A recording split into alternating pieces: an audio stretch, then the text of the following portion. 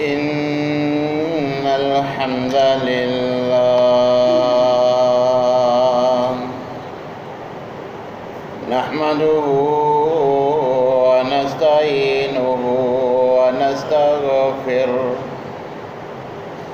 ونعوذ بالله من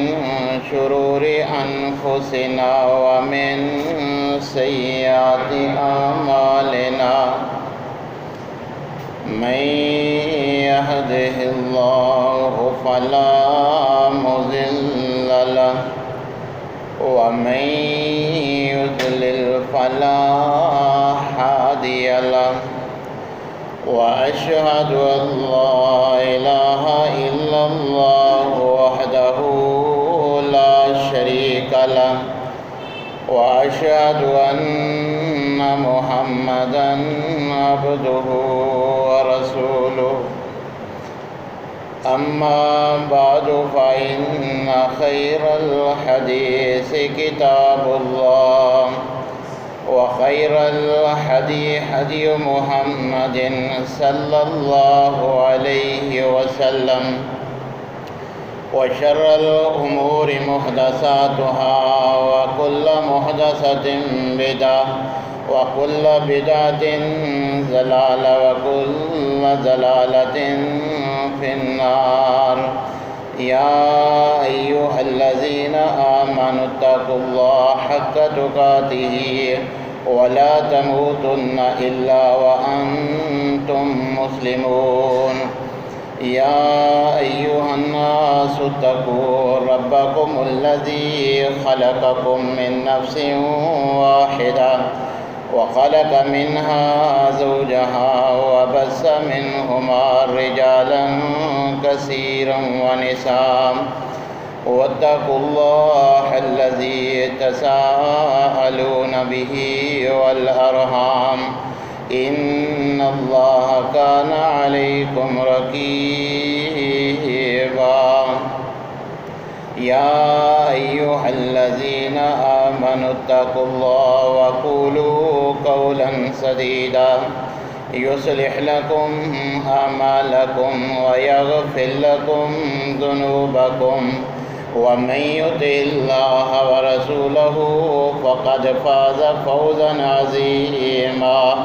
أما بعد فأعوذ بالله السميع العليم من الشيطان الرجيم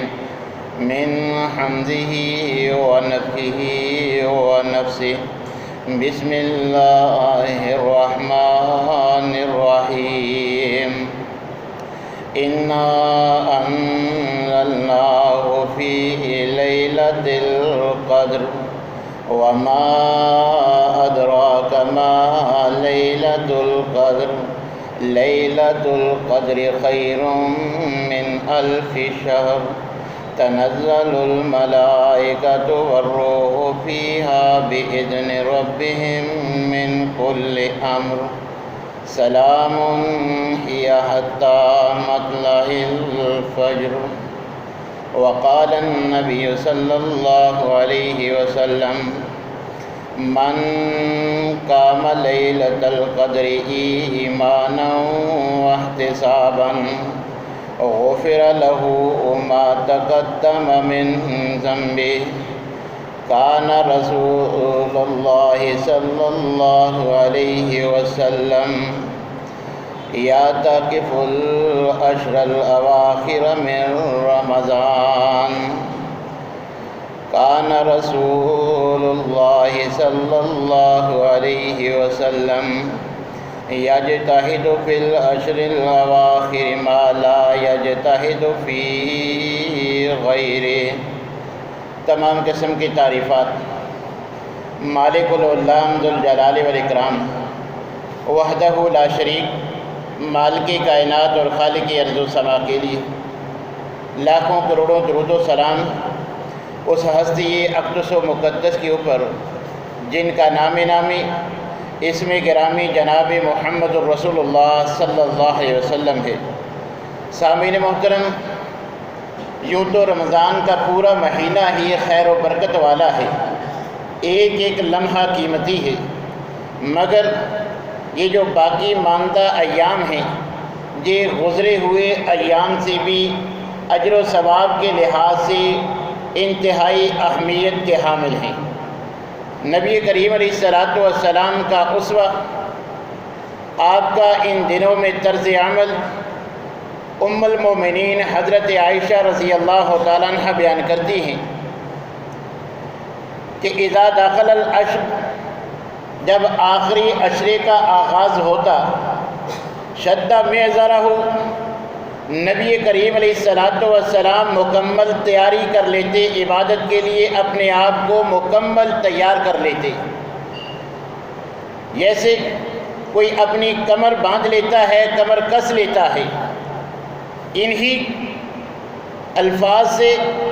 شد معذرہ سے یہی حضرت عائشہ رضی اللہ تعالیٰ عنہ کی مراد ہے۔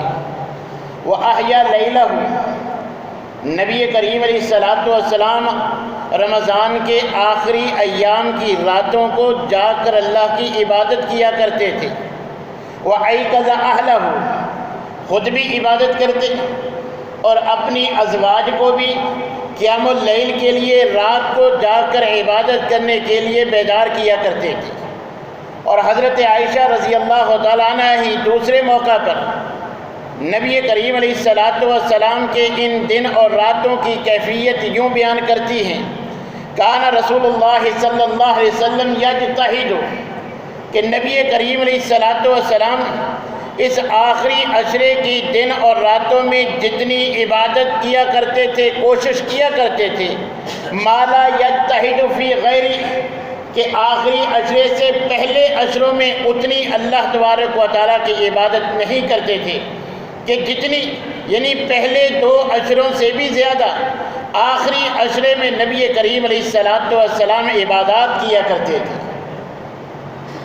عبداللہ بن عمر رضی اللہ تعالیٰ نے بیان کرتے کہ ان دنوں میں جو نبی صلی اللہ علیہ وسلم عبادات کرتے تھے وہ کیا ہیں، جو آج ہمیں بھی کرنی چاہیے۔ پہلی جو اہم عبادت نبی کریم علیہ الصلاۃ والسلام ان 10 دنوں میں کیا کرتے تھے، کان رسول اللہ صلی اللہ علیہ وسلم یعتکف، عبداللہ بن عمر بیان کرتی ہیں نبی صلی اللہ علیہ وسلم ان 10 دنوں کو اللہ کی عبادت کے لیے خاص کر دیتے، دنیاوی مصروفیات ترک کر کے اعتکاف فرمایا کرتے تھے۔ اور دوسرا عمل نبی کریم علیہ الصلاۃ والسلام جو ان دنوں میں کیا کرتے تھے، صحابی بیان کرتے ہیں کہ نبی کریم علیہ الصلاۃ والسلام کثرت کے ساتھ صدقہ خیرات کیا کرتے تھے۔ صحابی ہمیں بات سمجھانے کے لیے، تفہیم کے لیے مثال دیتے ہیں کہ تیز آندھی کی مانند، جس طرح آندھی تیز ہوتی ہے اسی طرح تیزی کے ساتھ جو کچھ ہوتا ختم کرنے کے لیے نبی صلی اللہ علیہ وسلم غرباء مساکین میں، مستحقین میں اللہ کا دیا ہوا مال اتنی تیزی سے خرچ کرتے تھے، صدقہ خیرات کرتے تھے جیسے آندھی تیز ہوتی ہے۔ اور ہمارے لیے ہم نے کیا کرنا ہے ان دنوں میں؟ نبی کریم علیہ الصلاۃ والسلام نے فرمایا، چونکہ یہ سارے رمضان کی خیر و برکت یہ قرآن کی برکت سے ہے کہ اس مہینے میں شہر رمضان الذی انزل فیہ القرآن، یہ ماہ مبارک کو اگر برکت اور فضیلت ملی ہے تو قرآن کی وجہ سے، اور نزول قرآن کی وجہ سے جس طرح اس ماہ کو فضیلت ملی ہے، اسی طرح جس رات قرآن کے نزول کا آغاز ہوتا ہے یعنی لیلۃ القدر کو بھی اللہ تبارک و تعالیٰ نے فضیلت اور اہمیت والی بنایا۔ اللہ تبارک و تعالیٰ فرماتے ہیں انا انزلناہ فی لیلۃ القدر، کہ ہم نے قرآن کریم کو لیلۃ القدر کی رات جو ہے وہ نازل کیا، اور فرمایا وما ادراک ما لیلۃ القدر، یہ لیلۃ القدر کی رات کی اہمیت میرے بتائے بغیر اے پیغمبر آپ کو بھی معلوم نہیں ہو سکتی، لہذا اس رات کی میرے ہاں کیا قدر و قیمت ہے۔ لیلۃ القدر خیر من الف شہر، اللہ تبارک و تعالیٰ فرماتے ہیں کہ اس ایک رات کی عبادت 1000 مہینے سے بہتر ہے۔ اور اگر ماہ و سال کے آئینہ میں دیکھا جائے تو یہ الف شہر سے مراد 83 سال اور 4 ماہ بنتے ہیں، مگر حقیقت یہ ہے کہ یہ بھی کوئی تعین نہیں۔ عربی زبان میں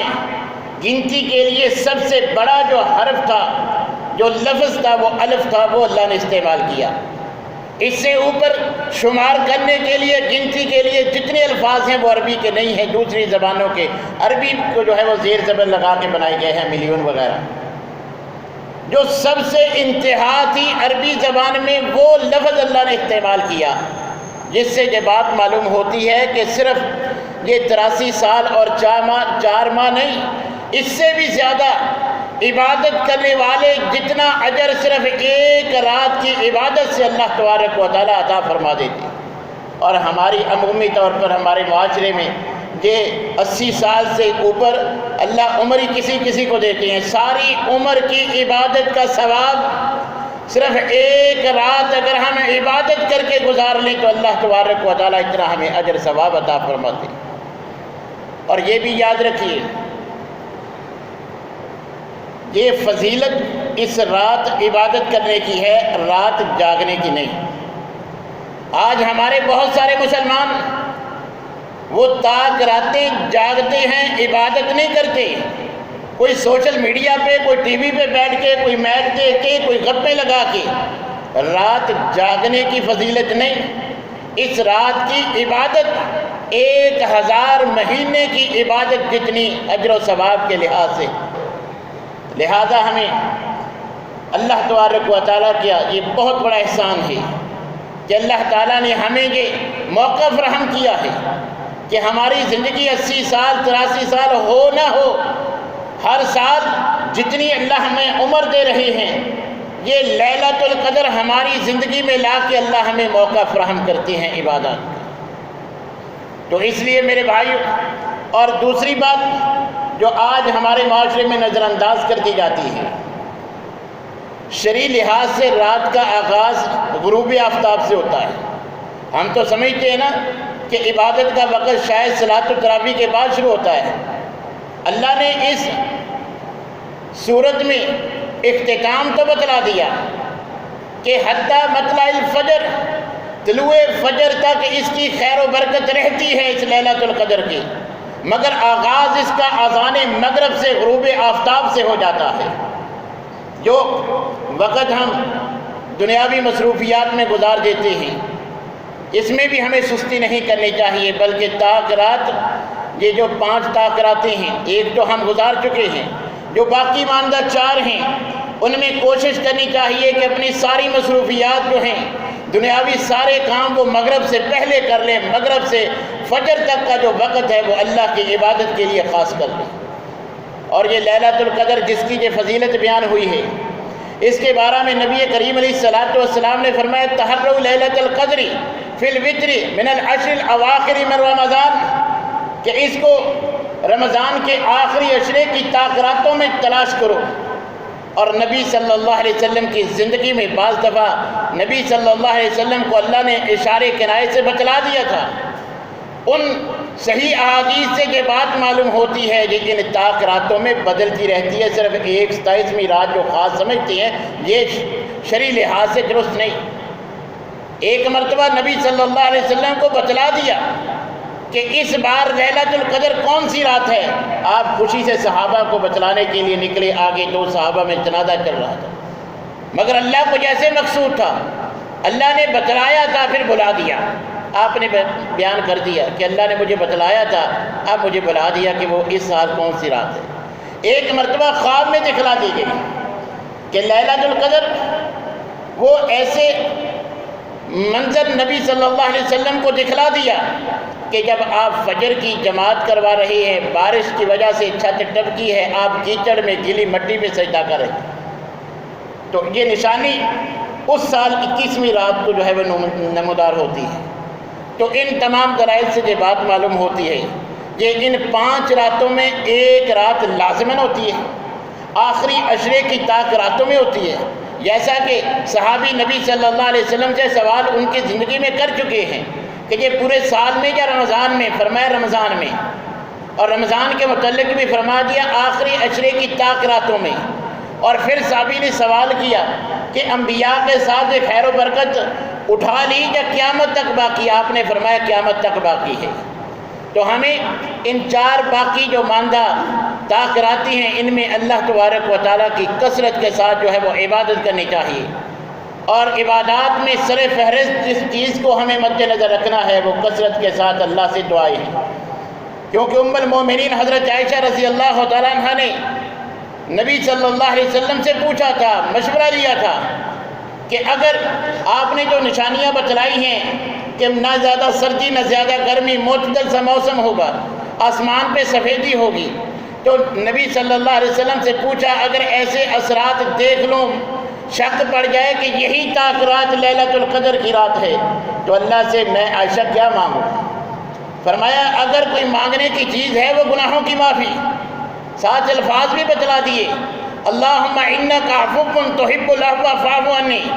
کہ عائشہ گناہوں کی معافی ان الفاظ میں اللہ سے مانگ لے، اگر گناہوں کی معافی مل گئی جنت مل جائے گی، جنت کی ساری نعمتیں مل جائیں گی، ایک ایک چیز مانگنے کی ضرورت نہیں، مغفرت مل گئی، اللہ رحمت کا معاملہ اپناتے ہوئے معاف کر کے جنت دے دیں تو کسی چیز کی ضرورت باقی نہیں رہتی۔ تو لہٰذا ہمیں بھی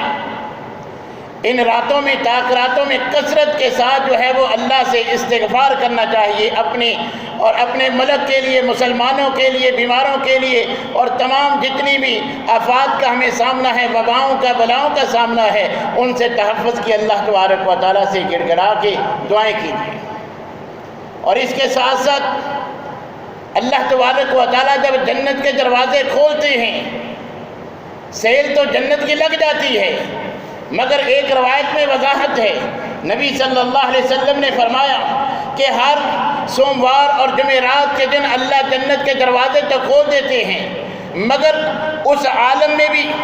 کہ جب اللہ تعالیٰ تمام ایسے مسلمانوں کو، مومنوں کو جنہوں نے اللہ کے ساتھ شرک نہ کیا ہو، اللہ کا کوئی ساجی یا ہمسر نہ بنایا ہو، شرک سے مکمل اجتناب کیا ہو، نبی کریم علیہ السلام اللہ تبارک و تعالیٰ ان تمام کو معاف فرما دیتے ہیں جو موحد ہوں گے، سوائے ان 2 آدمیوں کے جن کی آپس میں ناراضگی ہے۔ فرمایا اللہ ان کو ڈھیل دیتے ہیں کہ ان کو بھی مہلت دے دو، جب تک یہ آپس میں صلح نہ کر لیں، جنت کی سیل بھی لگی ہے مگر یہ ناراض ہیں، کیونکہ شرعی لحاظ سے نبی کریم علیہ السلام نے ہمیں بتلا دیا کہ 3 دن سے زائد کسی مسلمان سے ناراضگی نہیں ہو سکتی، اور اتنی شدت سے فرمایا کہ اگر 3 دن سے زائد کا عرصہ گزر جاتا ہے، مسلمان آپس میں صلح نہیں کرتے، اسی حالت میں موت آتی ہے تو اس کا جو ہے وہ داخلہ جہنم میں ہوگا۔ یہ حرام ہے 3 دن سے زیادہ کسی سے ناراضگی رکھنا۔ اور جب جنت کے دروازے کھل جاتی ہیں، جیسے پورا مہینہ رمضان کے کھلے ہیں، تو جو ناراض ہوتی ہیں آپس میں، اللہ ان کو اس پیشکش میں، اس پیکج میں شامل ہی نہیں کرتے۔ تو اب اللہ نے جنت کی سیل لگائی ہے، تو ہمیں کسی سے کوئی ناراضگی ہے تو ہمیں اس کو جو ہے وہ صلح میں تبدیل کر لینا چاہیے، تاکہ ہمارا یہ قیام، ہمارا یہ صیام اللہ کے ہاں قبول ہو، اللہ ہم سے راضی ہو جائیں۔ نبی کریم علیہ السلام نے فرمایا کہ اللہ تبارک و تعالیٰ کسی کے ساتھ صرف مصافحہ کرنے کی بنا پر، کسی کے ملتے ہیں خوش ہو کر اس سے جو ہے وہ سلام کرنا، مصافحہ کرنا، ابھی ہاتھ چھوڑتے نہیں، ہاتھ ایک دوسرے کا بھی چھوڑا نہیں، اس سے پہلے ہی اللہ ان دونوں کے تمام صغیرہ گناہ جو ہے وہ معاف فرما دیتے ہیں۔ اور اسی طرح جنت میں وہ انسان نہیں جا سکتا جس کے دل میں نفرت، قدورت، کینہ اور حسد ہو۔ امام ابن رجب سیدنا عبداللہ بن مسعود کا واقعہ نقل کرتے ہیں کہ ان کا شاگرد سوال کرتا ہے کہ بتلائیے کہ آپ صحابہ کرام رمضان کا استقبال کیسے کیا کرتے تھے؟ وہ جواب دیتے ہیں کہ ہم صحابہ کرام رمضان کا چاند نظر آنے سے پہلے اپنے دل کو تمام مسلمانوں کے بارے میں حسد، بغض اور کینے سے صاف کر لیتے تھے۔ آج 2 عشرے ہم گزار چکے ہیں، اگر ہمارے دل میں کسی کے بارے میں بغض ہے، نفرت ہے، کسی کے بارے میں ہمارے حسد اور کینہ ہے، تو میرے بھائیوں ان عبادات کا کوئی فائدہ نہیں، کیونکہ اللہ تبارک و تعالیٰ نے اصول ہمیں بتلا دیا، من لا یرحم لا یرحم، دنیا میں اگر تم رحم نہیں کرو گے تو اللہ کے رحم کی امید بھی نہیں رکھنا۔ دنیا میں تم دوسروں کو معاف کرنے کی عادت نہیں بناتے، لوگ معافیاں مانگتے ہیں تم معاف نہیں کرتے، تو پھر اللہ سے بھی معافی کی درخواستیں کرتے بھی رہو، معافی نہیں ملے گی۔ لہذا یہ ایام ایسے ہیں، یہ لیلۃ القدر کا تقاضا ہے، رمضان کا تقاضا ہے کہ ہم جن سے ناراض ہیں ان سے صلح کریں، اپنے دل کو ہر قسم کے حسد بغض کینے سے پاک کر لیں۔ پھر جب ہم لیلۃ القدر میں اللہ کے حضور عبادات کریں گے تو انشاءاللہ ہمیں اس کا پورا اللہ تعالیٰ اجر و ثواب عطا فرمائیں گے۔ تو میرے بھائیو، یہ باقی ماندہ ایام انتہائی اہم ہیں، جن کو روزہ رکھ کر بھی یہ صرف سارا دن سو کے گزار دینا یہ بھی درست نہیں ہے۔ سارا دن بھوک پیاس برداشت کر کے اگر وقت پہ نماز نہ پڑھی، یہ چغلی غیبت جھوٹ نافرمانیاں نہ چھوڑی، تو ایسے بھوک پیاس مرنے کے اللہ کو کوئی ضرورت نہیں۔ جس طرح ہم اپنی وہ کھانے پینے کی چیزوں سے رکتے ہیں، اگر تمام اللہ کی ناپسندیدہ چیزوں سے اپنے آپ کو روک لیں گے پھر ہماری یہ بھوک پیاس ہمیں فائدہ دے گی۔ تو یہ باقی ماندہ ایام تیزی سے گزر رہی ہیں، ہمیں ان کی قدر کرنی چاہیے۔ دن کو روزے کی حالت میں اور رات کو خاص طور پر تاک راتوں کو عبادت میں گزاریے، اور اللہ تبارک و تعالیٰ نے اس میں ایک اور آسانی دے دی ہے کہ جو انسان اللہ کی وہ پیشکش دیکھیے، پیکج دیکھیے، دنیاوی مفادات میں ہم کیسے آگے بھاگتے ہیں۔ جو انسان نبی صلی اللہ علیہ وسلم نے فرمایا فجر کی نماز با جماعت پڑھتا ہے آدھی رات کے قیام کا ثواب، جو عشاء کی نماز با جماعت پڑھتا ہے آدھی رات کے قیام کا ثواب، یعنی جو تاک رات میں فجر اور عشاء دونوں با جماعت پڑھے گا، پھر کسی عارضے کی وجہ سے عبادت نہ کر سکا، اس کو پھر بھی پوری رات کی عبادت کا ثواب نامہ اعمال میں لکھ دیا جائے گا۔ اور جو امام کے ساتھ مکمل قیام کرتا ہے، نبی صلی اللہ علیہ وسلم نے فرمایا کہ گھنٹہ سوا گھنٹہ قیام کر کے وہ تو سو گیا، مگر مکمل قیام امام کے ساتھ کرنے کی بنا پہ ساری رات کے قیام کا ثواب ملتا ہے۔ تو کوشش کرنی چاہیے ساری رات عبادت کریں تاک راتوں میں، اور اگر نہیں کر سکتے تو کم از کم مکمل صلاۃ التراویح عشاء اور فجر کی نماز با جماعت کا ضرور اہتمام کرنا چاہیے، تاکہ یہ فضیلت والی رات سے ہمیں بھی اللہ تبارک و تعالیٰ اجر و ثواب وہ بتائیں۔ نبی صلی اللہ علیہ وسلم نے فرمایا بدبختی وہ اس رات کی خیر و برکت سے محروم رہتا ہے۔ ہمیں وقتوں میں شامل نہیں ہونا بلکہ ہمیں اس سے فائدہ اٹھانا ہے۔ اللہ تبارک و تعالیٰ ہمیں بار بار یہ دن اور یہ راتیں وہ نصیب فرمائے۔ وآخر دعوانا